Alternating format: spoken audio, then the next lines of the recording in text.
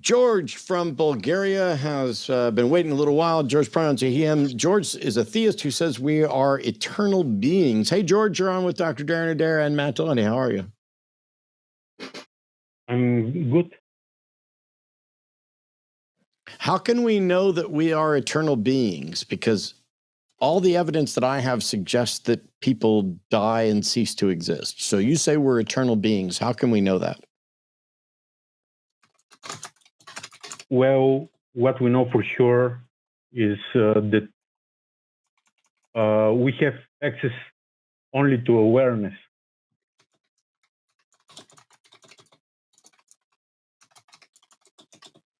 So if we have limited awareness, how do you know what we're not aware of?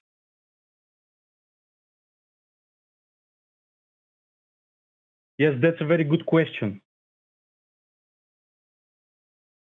I think it's kind of fundamental for this claim. But the first question was, how can we know we're eternal beings?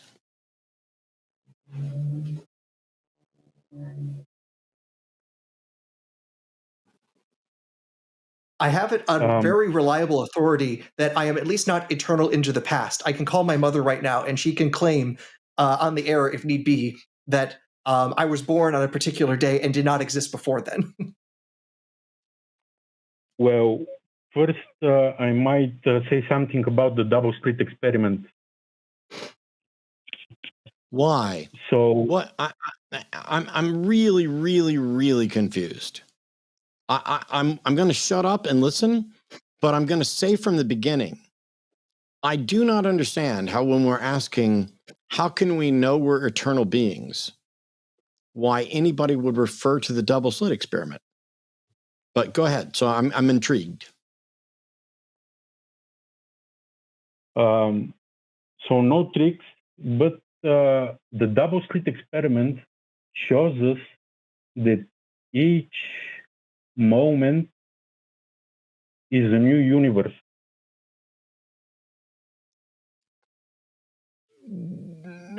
That is an interpretation of quantum mechanics, and the people who have that interpretation of quantum mechanics I should say, that interpretation of quantum mechanics is based on the many worlds or Everettian version, and those who hold to that don't believe new universes are creating at every split.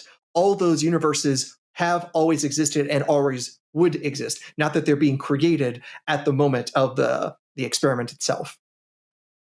Yes, that is very correct.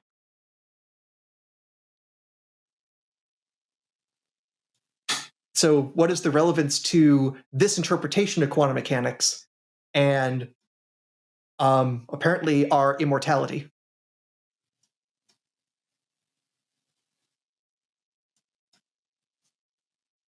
Well, I have some notes here, but it's kind of, I'm juggling it. So if you let me make a scientific premise.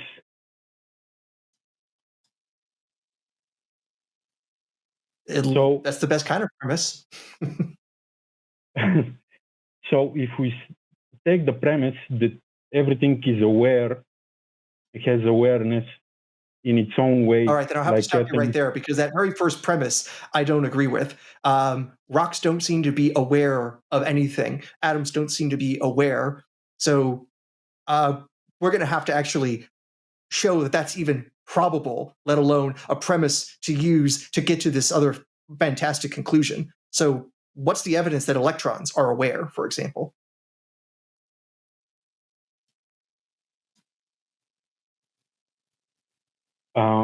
No, the premise is that they are aware in their own way.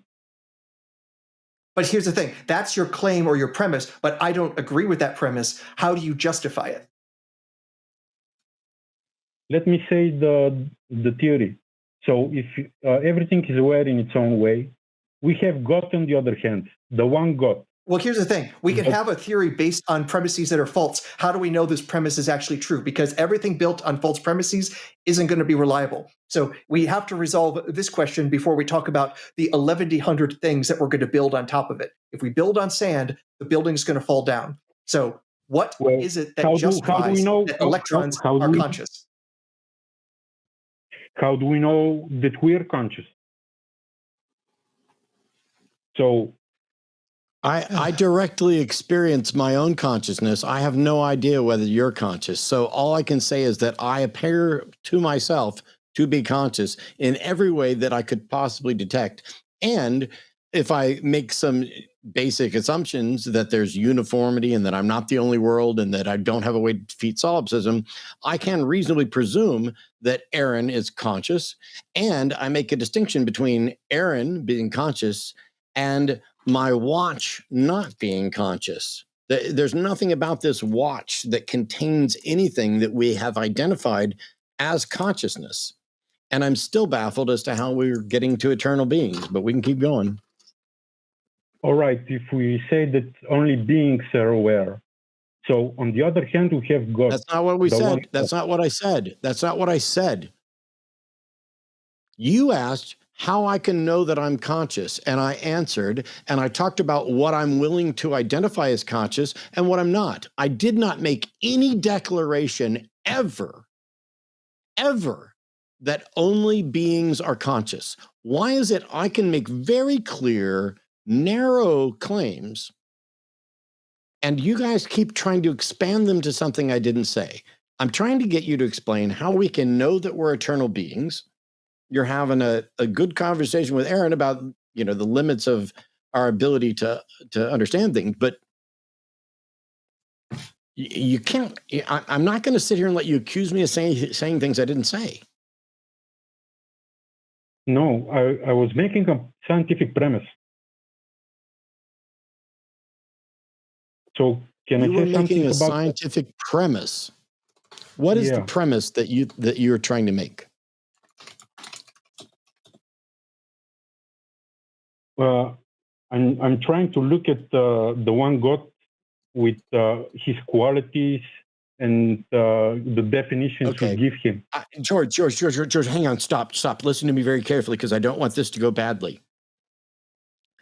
I just asked you what premise you were trying to make, and out of the blue, you called in to say we were eternal beings. You're talking about all kinds of stuff. Out of the blue now, you want to talk about the characteristics and qualities of God. What God? How did a God enter this conversation? Why are the qualities and characteristics of a God at all relevant to the fucking question I asked? Let me finish a statement first. I've sat here pretty quiet for the first 5 minutes of this, but go ahead. Finish your statement. There is a little bit of a delay. So I'm aware. You know what there's not a delay in? You know what there's not a delay in? You answering my question. This is the frustration. I don't understand why that delay exists. I had a question at the beginning of this, which is you're claiming we're eternal beings, and I want to know how we can know that we're eternal beings. And as far as I can tell, in the last 8 minutes and 17 seconds, we have not come anywhere close to how I can know that I'm an eternal being. So please try. The one God, although he may be in our characteristics, we give him infinite and something like pure existence, he doesn't have awareness by definition because he is alone. You're telling me qualities of a God. How is that different from telling me qualities of Lord Voldemort? It doesn't differ much. I'm saying he doesn't have awareness. He's alone. How do you know that? By definition. By looking you don't get to define a God into it. You don't get to define a God into existence. But it's a scientific premise. It's not a scientific premise. At best, this is metaphysics. George, again, if we want to make this argument, we have to start with premises that we all agree on. And you are talking about a version of God that I don't even think most Christians would agree with, because so many people here in the US talk about having a personal relationship with God. That would require God being very aware of subjects like ourselves. So I honestly don't even know where you're coming from. And my knowledge of Christianity in Bulgaria is extremely limited, but I don't think that's part of normal Eastern Orthodoxy either. So we're off on 12 different tangents. So my beliefs are fundamentally, New Age. New Age? Okay. Yeah. Okay. So chuck I don't all care those what other category religions they're in. then for this. I care Okay. if they're true. All right. So I'm You want to know? also so really confused because before you were trying to argue, it seemed like that even elementary particles have some form of consciousness, but God doesn't, which sounds so baffling to me because, again, 99% of people are going to say that God definitely is conscious and aware of things. In fact, might know everything. That's a common premise. And you're making God even less aware of things than electrons. I am really at a loss of like what metaphysics you are in right now because this seems extremely personal at this point. So let me say this: by definition, things that exist have to exist, and things that don't exist can't be.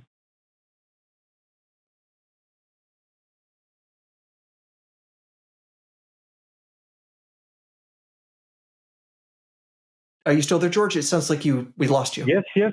I'm just Okay, trying okay. to let you respond. Okay.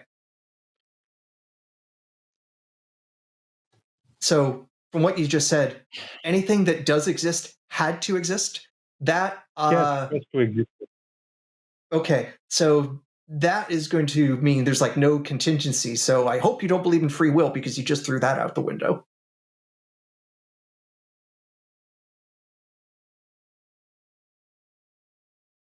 I have some notes Nonetheless, here. I get the feeling we are so far away from the original thing. Yeah. As far as I can tell, I was born a finite number of years ago. And looking at myself in the mirror, I can tell I've got a finite number of years left. And I've got plenty of people who have gone before me who have also shown me that after so many years, the body shuts down, the brain decays, and anything that I ever considered a part of that person is gone except for whatever memories I have of them. As far as I can tell, you and me and everyone else are stuck being finite. How are you going to show that that's not the case given the 100 billion cases of dead people in the ground staying dead?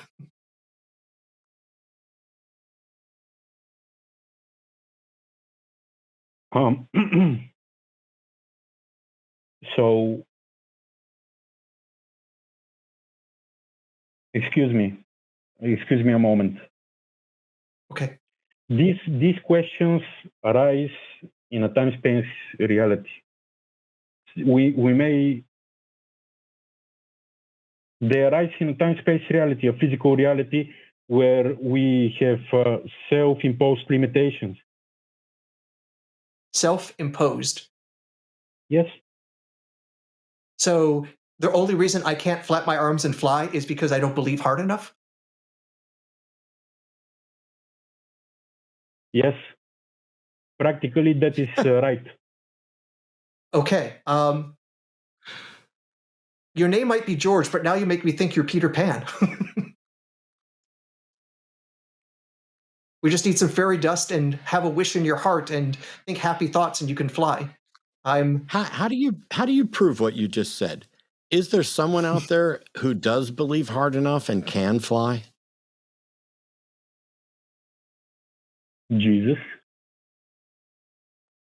From what I can I'm not tell, aware Jesus that is somewhere any between Jesus dead and very exists. dead.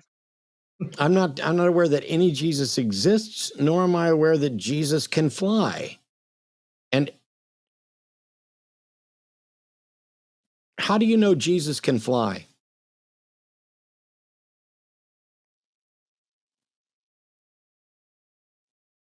I don't want to talk about Jesus, please. You brought him up, didn't you? You brought him up. Did I bring up Jesus or did you fucking bring up Jesus? No, you didn't. You just brought up Jesus. As an example of someone who could fly.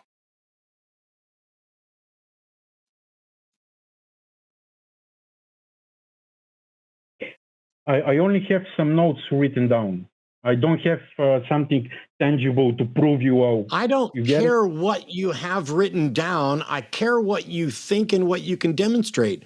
Did you just show up with a script and think we were just going to follow it and not ask questions? You claim Jesus can fly.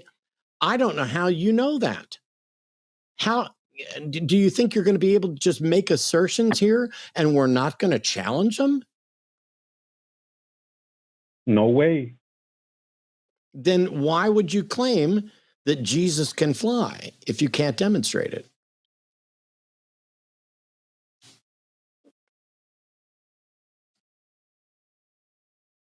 Well, all we have access to is awareness. So science should start from there and see if awareness can manipulate. This is not even in the ballpark of anything remotely close to the hint of a possible answer to the question that I just fucking asked you. I didn't ask you anything about whether or not we have awareness beyond consciousness. None of that. It's like you're not listening and don't give a shit about making sense. How can we know that we are eternal beings? That's the question. Because the double slit experiment shows us that each moment is a new universe, a new reality. I actually just pointed out, and you agreed with me, that that's not true. That's not even the many worlds interpretation. You agreed with me that I was right, and now you've gone exactly back to the thing you agreed was wrong. I feel like we're going in circles. Yeah.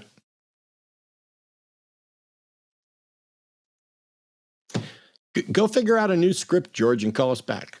Think about the questions we asked that you didn't answer. Come up with answers to those and call us back. Excuse me. Have you heard of channeling? The what? I did not hear that well. Have you heard of channeling? People channeling other beings from outside. Channeling.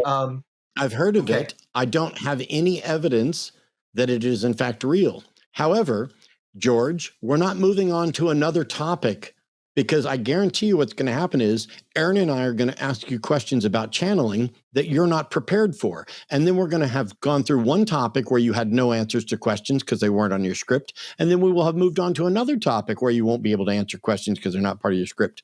So go back and listen to this call, listen to the questions we asked you, come up with answer to those questions, and then call us back. But we're not starting a new topic. All right. Have a nice day or night.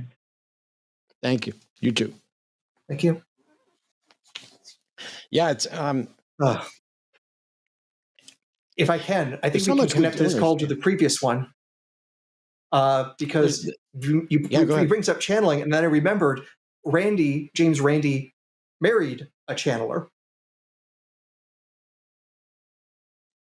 That his husband basically was part of an early stunt, if I remember correctly. No. He didn't marry a channeler. His husband pretended to be a channeler. That's what I mean, yes. Okay. Yes. As part of that's why I put it in quote marks. Yeah. Yeah, okay. So I was just like trying to connect this to the previous caller because like we know something about channelers is that fake channelers and real channelers, as far as we can tell, look the same. The only difference is the fake ones get caught and the real ones can't be shown to be real. Hello, everyone. I'm Jimmy Snow, executive producer of The Line, and the rumors are true. Forrest Valkai is, in fact, a hostage in my basement. If you would like to contribute to his freedom one day, you can do so by supporting us over on Patreon or becoming a channel member. There are specific tiers for specific shows or the channel at large. You can also send us super thanks. Those are great. You can like, comment, and subscribe. Also, fudge the algorithm. Go to one of these things. The algorithm doesn't matter. It thinks it knows you better than we do. Better than you do? I know you better. Hank. There's a bunch of people named Hank. I just freaked way out. Okay, go to one of these.